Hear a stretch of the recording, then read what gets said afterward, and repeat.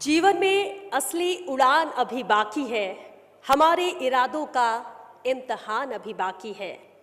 अभी तो नापी है बस मुट्ठी भर जमीन, अभी तो सारा आसमान बाकी है।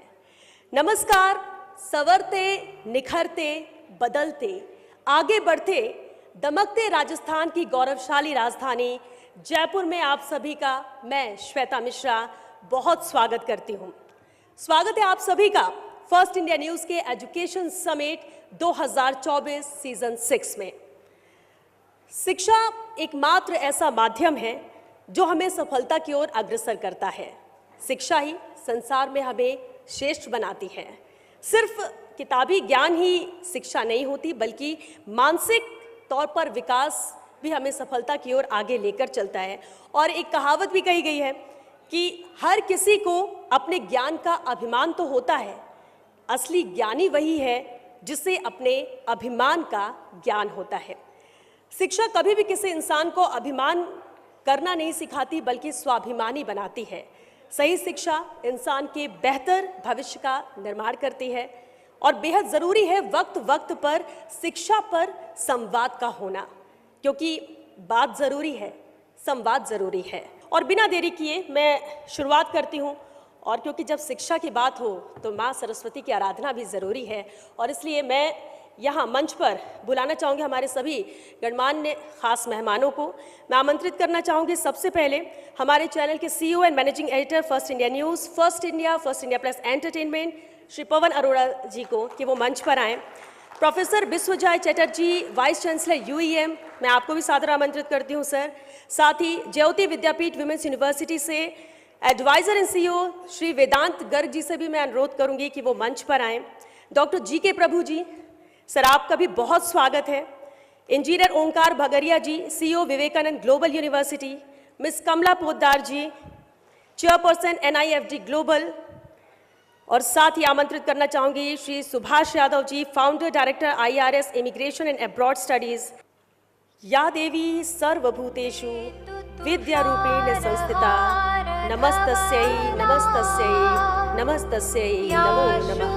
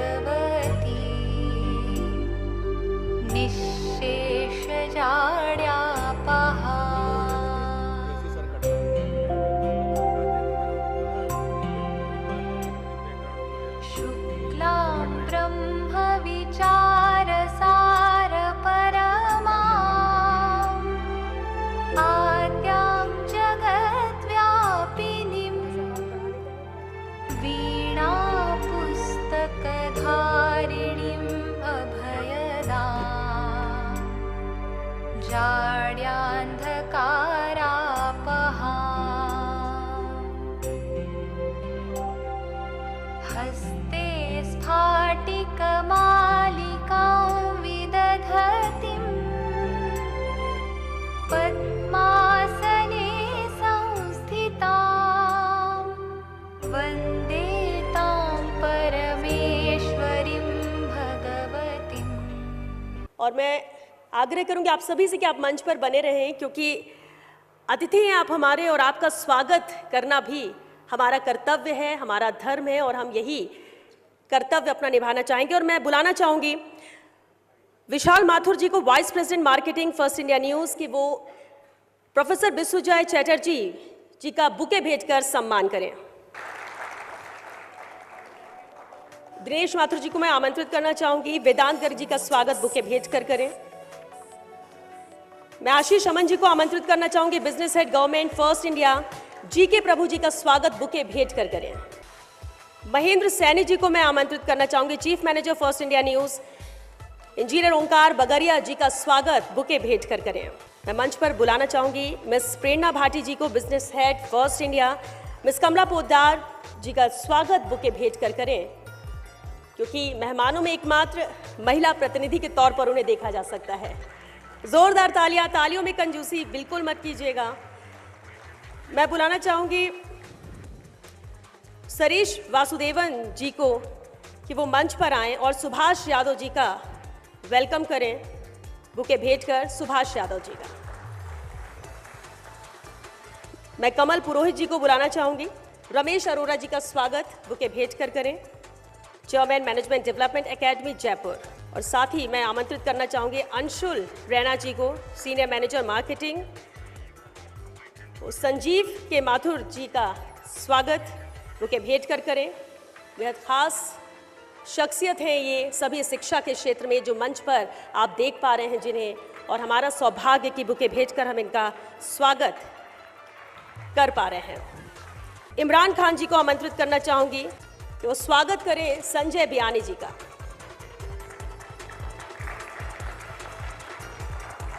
और पवन अरोड़ा सर का स्वागत, जिनके मार्गदर्शन में जिनका विजन रहा है इस तरह के कार्यक्रम कराने का और सौभाग्य है, उनका स्वागत मैं खुद ही करना चाहूंगी। एक बार जोरदार तालियां।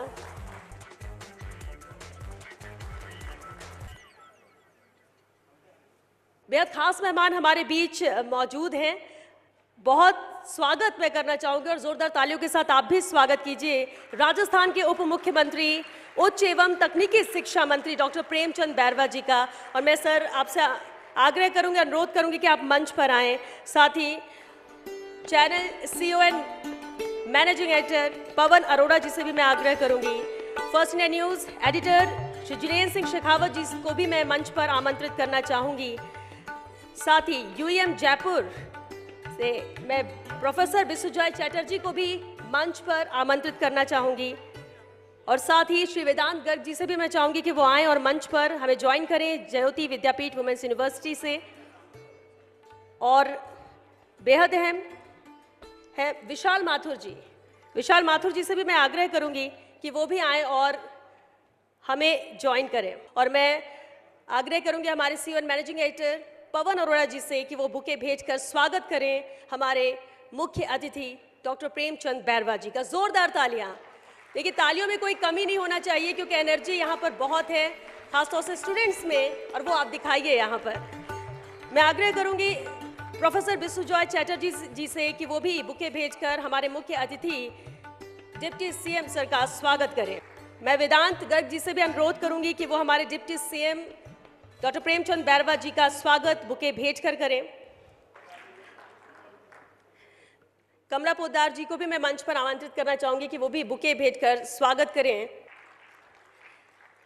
मैं जिनेन्द्र सिंह शेखावत जी से कहूंगी कि वो भी बुके भेंट कर पवन अरोड़ा सर का स्वागत करें, क्योंकि ये उनका विजन है, उनका गाइडेंस है, जिस तरह से हम ये कार्यक्रम हर साल सफलतापूर्वक आगे बढ़ाते रहे और इसके अलावा भी कई कार्यक्रम करते हैं। अहम होता है जब भी हम किसी कार्यक्रम में जाते हैं स्मृति चिन्ह, और ये खास मौका है, खासतौर से स्मृति चिन्ह प्रथम आराध्य श्री गणेश जी की प्रतिमा deputy CM doctor Premchand Bairwa ji के लिए। जोरदार तालियों के साथ स्वागत कीजिए CEO and managing editor first India Shri Pawan Arora ji का।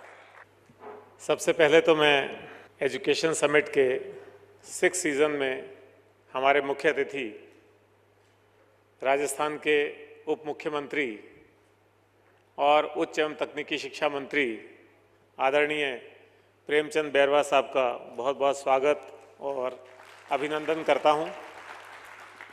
जो एक कार्यक्रम रखा गया है वो वास्तव में एक सार्थक कार्यक्रम है, कोई औपचारिकता नहीं है, और इसकी सफलता का अंदाज़ा इसी बात से लगाया जा सकता है कि ये 6ठा वर्ष है, लगातार हम इसका आयोजन करते रहे हैं और ये इसका 6वां संस्करण है।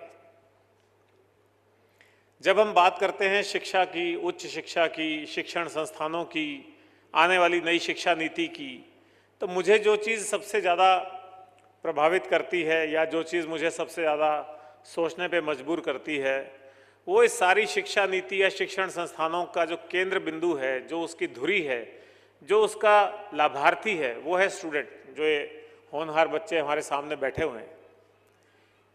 तो मुझे संस्थान की चिंता बाद में आती है, मुझे संस्थान के बहबूदी या कहिए उसका विकास कैसे होगा या उसके कॉमर्शियल एस्पेक्ट्स क्या हैं उसकी चिंता बाद में आती है। पहले मुझे केंद्र बिंदु में ये बच्चे दिखाई पड़ते हैं। एक चीज़ है, जब ये बच्चे अपना भविष्य चुनते हैं, जब अपने सब्जेक्ट का चुनाव करते हैं, जब अपने उच्च शिक्षण संस्थान का चुनाव करते हैं, ऐसे कोर्स का चुनाव करते हैं जिसमें उनको सीनियर हायर सेकेंडरी के बाद जाना है, एक वो बड़ा इम्पॉर्टेंट माइलस्टोन है बच्चों की लाइफ में, उसको हमको बहुत ध्यान देना चाहिए। ख़ास तौर पे आज यहाँ वैसे ज़्यादातर उच्च शिक्षण संस्थान बैठे हुए हैं, लेकिन जो सीनियर हायर सेकेंडरी स्कूल का लेवल है, उस स्कूल के लेवल पे भी बच्चों को ऐसा वातावरण मिलना चाहिए कि बच्चे अपने अगले भविष्य का या अगले पड़ाव का ठीक से अपनी क्षमताओं का आकलन करके, अपनी परिस्थितियों को देख करके उसका चुनाव कर सकें। हालांकि मुझे मालूम है बहुत सारे कॉलेजेस में अब ये प्रक्रिया शुरू हो गई है कि प्रोफेसर्स को, लेक्चरर्स को कुछ बच्चों का ग्रुप एक संभला दिया जाता है और वो उनके मेंटोर की तरह काम करते हैं, लेकिन ये चीज़ सब जगह होनी चाहिए ताकि बच्चे को कोई भी प्रॉब्लम है तो सीधा एक सिंगल विंडो पे जाकर के कांटेक्ट कर सके और अपनी समस्या का समाधान कर सके। बहुत बहुत शुक्रिया, धन्यवाद। और अब हमारे मुख्य अतिथि deputy CM doctor Premchand Bairwa ji को मैं आमंत्रित करना चाहूंगी। आज इस एजुकेशन समिट में सामने विराजमान सभी शिक्षाविद और शिक्षा प्राप्त करने वाले और इन बच्चों की को दिशा और इनका भविष्य तय करने वाले अनेक संस्थाओं के डायरेक्टर और मंच पर विराजमान इसे फर्स्ट इंडिया के सम्मानीय पवन अरोड़ा जी और आपका फर्स्ट इंडिया का पूरा परिवार को मैं बहुत बहुत बधाई और शुभकामनाएं देना चाहूँगा। क्या हमारी इस देश की शिक्षा विश्व से कमज़ोर है? मैं नहीं मानता कि कमज़ोर है, लेकिन इस शिक्षा को निखारने का हम काम करें। इसलिए मेरा मानना है कि हमारे बच्चे इतने होनहार है, इतनी क्वालिटी है, इतनी प्रतिभा है इनमें, इस प्रतिभा को संवार कर इनको आगे बढ़ाएं और इस देश के विकास के लिए हम अपना योगदान और अपनी भागीदारी समझें। जय हिंद, जय भारत। जिस चर्चा और जिस संवाद के लिए हम सभी यहाँ पर एकत्रित हुए हैं उसकी शुरुआत हम करने जा रहे हैं।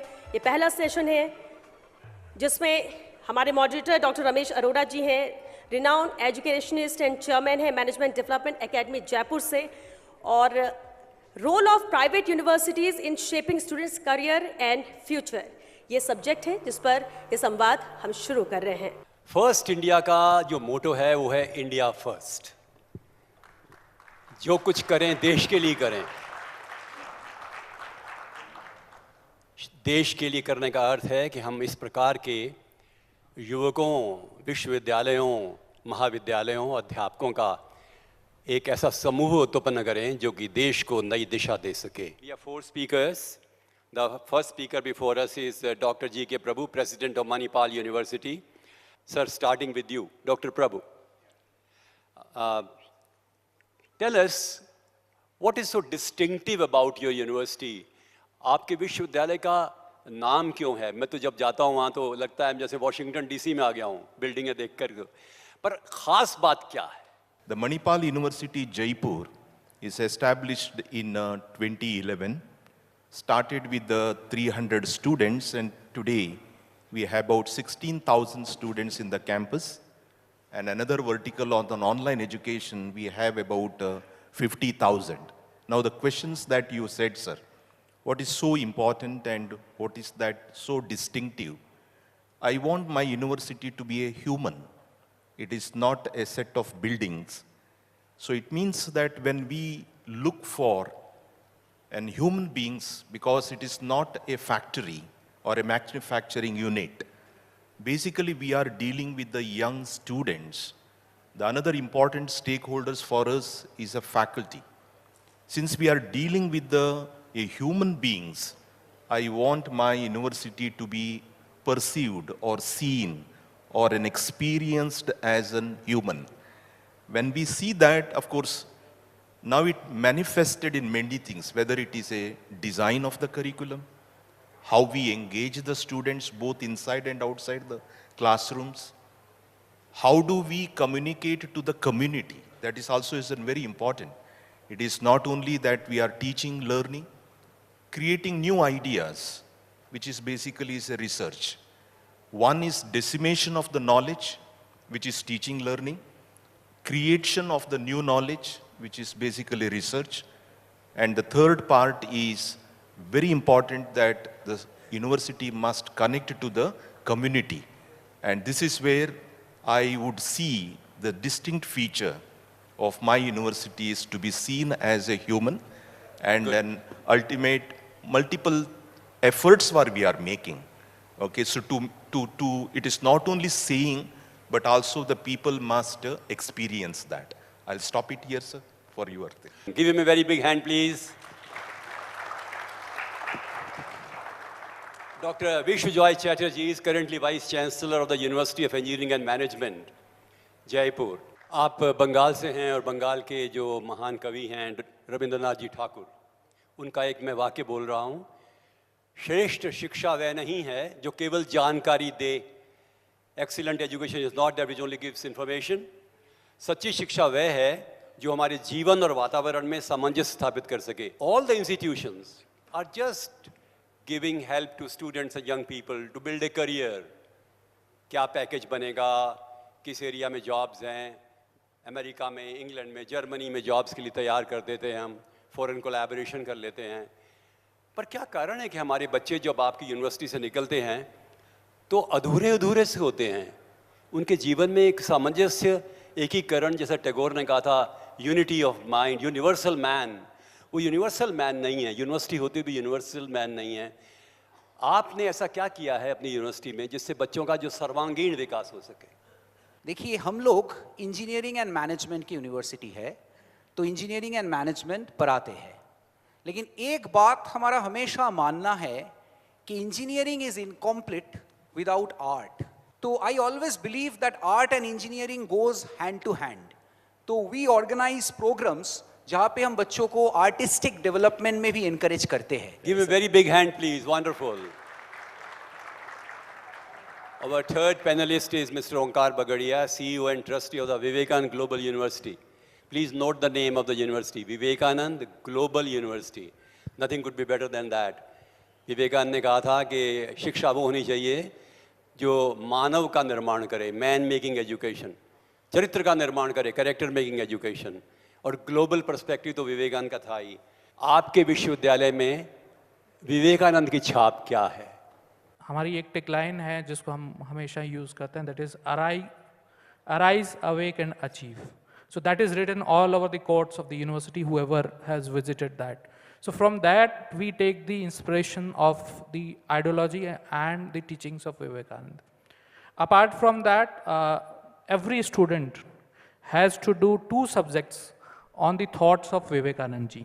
So these are the mandatory subjects. We have electives ranging on management by Bhagavad Gita and all this. So these all are the education which we get inspired from Vivekananda ji, and we make sure that our students go through all these and the Indian knowledge system. Apart from that, the Vivekananda Global University provides minor to all students whoever wishes in the Indian knowledge system. So we give a minor degree on the Indian knowledge system where we talk about Bhagavad Gita and Vedas and all that. Sir, देश प्रेम की भावना क्यों नहीं आ रही? सब लोग अपने राज्य, अपनी जाति, अपने स्वयं परिवार के बारे में सोचते हैं। वो देश की नेशनलिज्म की भावना, राष्ट्रवाद की, जिसके कारण से हम आज़ाद हुए हैं, वो क्यों नहीं आ रही? और आप सबसे अच्छी यूनिवर्सिटी इसमें काम कर सकती है। इस पे काम चल रहा है, and I feel that with the coming of the national education policy, जिसमें नेशनल इंटीग्रेशन पे बहुत बड़ा ध्यान दिया गया है, ये चीज़ें चेंज होगी। एक मल्टी डिसिप्लिनरी कैंपसेस आ रहे हैं और एक तरह की सभ्यता का वापस से जो आर्ट्स ह्यूमैनिटीज़ है उन पे भी बहुत ज़्यादा फोकस दिया जा रहा है। तो ये राष्ट्र प्रेम की भावना और राष्ट्रीयता और हमारे इथोज और जो कल्चर है उस पर बहुत सारा बढ़ावा मिले। थैंक यू वेरी मच, बहुत अच्छा जवाब है। और हमारे अगले जो स्पीकर हैं फोर्थ, उनका नाम है श्री वेदांत गर्ग। आप एडवाइज़र एंड सीईओ हैं ज्योति विद्यापीठ विमेंस यूनिवर्सिटी में। सर, आपकी यूनिवर्सिटी के बारे में कुछ हमें बताएं। हमारा मिशन ये है कि हम महिलाओं का एम्पावरमेंट करें, जिससे कि अपने आप कम्युनिटी, हमारी जो सोसाइटी है वो इस तरह डेवलप हो जिससे कि सब आपस में इक्वालिटी रहे और महिलाएं जो आज इतनी एम्पावरमेंट नहीं है वो भी एम्पावर्ड रहें, उनको हर जगह सम्मानता मिले। हम उस पर ही फोकस करते हैं कि सभी स्टूडेंट्स हमारे सिक्योर रहें और आराम से टेंशन फ्री, केयरलेस होकर अपना पढ़ाई की तरफ फोकस करके पढ़ाई कर सकें। आईआईटी के कुछ गुणों को आत्मसात करने के लिए आपकी संस्था में क्या फैकल्टी को डेवलप करना ज़रूरी है, रिसर्च को अधिक अप्लाइड बनाना ज़रूरी है, बिल्कुल, इंफ्रास्ट्रक्चर डेवलप करना है, कुछ स्पेशलाइजेशन करने हैं, या समाज से जुड़ना है? What is it that is needed? Number one, एक एक करके आपका पॉइंट्स थोड़ा लेता हूँ। Number one, faculty. हमारी यूनिवर्सिटी में हम कोशिश किए हैं कि ज़्यादा से ज़्यादा फैकल्टी आईआईटी से आए। देखिए, आईआईटी जितना करते हैं हो सकता है हम भी धीरे धीरे वहां तक पहुंचे।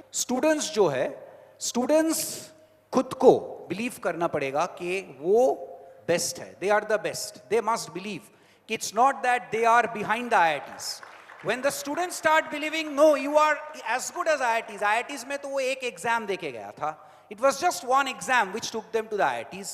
But अगर आप अच्छा करो तो you can actually compete with any IITian, and I believe कि IIT, कोई भी IIT बना है because of the excellence of the students. What about examination system? You want to change anything because you are fully autonomous to have your own exam system? What new changes would like to have in the exam system? Okay, see, do you have round the year tests, or you have internal assessment also? No, we have an internal assessment, but more thing is, for example, it is not that one particular 3 hours examination and you evaluate ultimately, no. So there must be a continuous evaluation in the form of assignments or in the form of group projects. This is what we have to do it. आपके engineering faculty में और management faculty में ethical management, ethical technology, देखिए AI से problem बहुत ज़्यादा आने वाली है। बिल्कुल। तो क्या एथिक्स का कोई पेपर है? हाँ, it is a mandatory paper all over, I think it is all over. BTech में भी है, प्रोफेशनल एथिक्स इज दी। तो who teaches that? Professors from engineering management या? It depends. Sometimes the engineering professor also can, but more over the humanities and the law professors. We are using the humanities and the law professors to teach ethics. वैसे गर्ग साहब, मुझे जो ख़ास चिंता होती है कि जितना विकास हो रहा है वो टेक्निकल एरिया में हो रहा है, इंजीनियरिंग में हो रहा है, टेक्नोलॉजी में हो रहा है, मैनेजमेंट में हो रहा है, और सोशल साइंसेज और ह्यूमैनिटीज़ की तरफ बिल्कुल ध्यान नहीं है। ये तो आत्मा है हमारे एक राष्ट्रीय विकास की। आप इस संबंध में क्या प्रगति करना चाहेंगे? सोशोलॉजी है, आर्ट्स है, ह्यूमैनिटीज़ है, इन सब्जेक्ट्स पे अब धीरे धीरे फोकस जाएगा। गवर्नमेंट फोकस कर रही है कि हम एनईपी के थ्रू इन सब्जेक्ट्स पे भी फोकस डाल सकें। एक इंजीनियर को अगर एंटरप्रेन्योरशिप नहीं पता होगी तो वो कैसे करेगा? उसी तरह आर्ट्स ह्यूमैनिटीज़, हमें हमारा कल्चर तो देखना पड़ेगा। इंडियन नॉलेज सिस्टम है, उसके ऊपर गवर्नमेंट ने इतना फोकस करा है। हमने भी इंडियन नॉलेज सिस्टम सेल खोला हुआ है। मैं चिंतित हूँ अध्यापक के रूप में कि हमारे बच्चों के सर्वांगीण विकास जो करने के लिए हमारी इंस्टीट्यूशंस क्या कर सकती हैं, क्योंकि हम कहते तो हैं ऐसा करना चाहिए, पर हम ये फिर निर्णय नहीं कर पाते कि वो हमारा प्रयत्न सफल हुए हैं कि नहीं हुए हैं। कैसे हम इसका परिमाणन करें? Sir, we need to keep interacting with the students. I will have to go to the field and interact with the students. If needed, play with the students. कभी खेले स्टूडेंट्स के साथ। लगे तो जिस मंच पे वो गाना गा रहे हैं उसी मंच पे जाके मुझे भी गाना गाना चाहिए। कभी जिस फील्ड पे जाके वो खेल रहे हैं कभी जाके उनके साथ खेलना चाहिए। तब I can actually put in whatever my thoughts are into the students' brain. That is what I believe we have tried to do. Rest जज करने वाला तो ऊपर वाला ही होता है। Thank you very much. I have tried my level best. Very good answer. Thank you very much. Very good. Prabhu Saab, there is a point in national education policy, internationalization of education. Today, educational institution in India is is a non-profit. So it is run by a trust. When I define the fee structure for the regular or the national students, international students will be higher, and that need to be cross-subsidized for the thing. Even if there is a larger interest for an international students to come, but the regulatory will not allow, and that is something that which we have to do it. Maybe in our university in Jaipur, we haven't tested that number, but the Manipal, Karnataka, there is a heavy rush, especially for the medical programs. Important thing is the faculty also need to move because the culture. For example, if there is an international students who come to India, it is not only the curriculum, sir. We need to understand the requirement of their stay. My hostels must be equipped.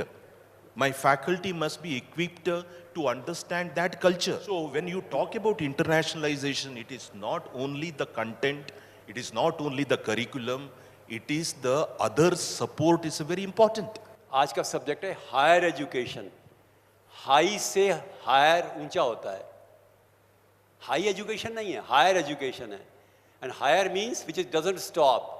Every day in every way our education should be higher and higher. आप बताएं sir कि क्या करें हम ऐसा? अपनी institution की बात नहीं कर रहा हूं मैं आपसे।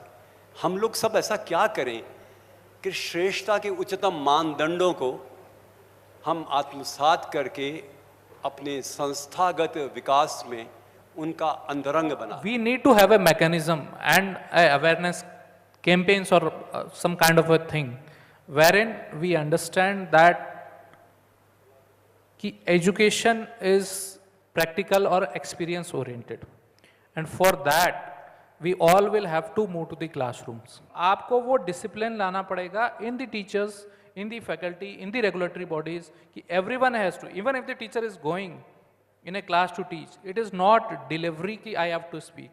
Look at today's world, when जो मैं बोल रहा हूँ या ये बोल रहा हूँ ये गूगल पे ऑलरेडी अवेलेबल है। Nobody is coming to the class to listen to your theories.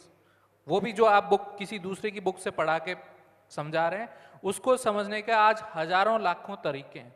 हमें क्लासरूम में वो बच्चों के साथ एंगेजमेंट करना पड़ेगा, उनको वो एक्सपीरियंस शेयर करना पड़ेगा, which is more than the Google's knowledge. So this is the best way that every day you have to do same thing, improvement, slight improvement 1%, 0.1%, 0.1%, and then we will move to the level of equality where we all are aspiring to be. तो एक सवाल तो बड़ा छोटा सा पूछ रहा हूँ कि जो महिलाएं कॉलेज नहीं आ सकती और घर पर हैं उनके लिए शायद आप ऑनलाइन कोर्सेज के लिए भी कोशिश कर रहे थे, कुछ इस बारे में प्रगति हुई है? एक विमेन के पास आज इतना मोड्स ऑफ एजुकेशन है अवेलेबल कि उनको कोई भी बाउंडेशन से रोका नहीं जा सकता।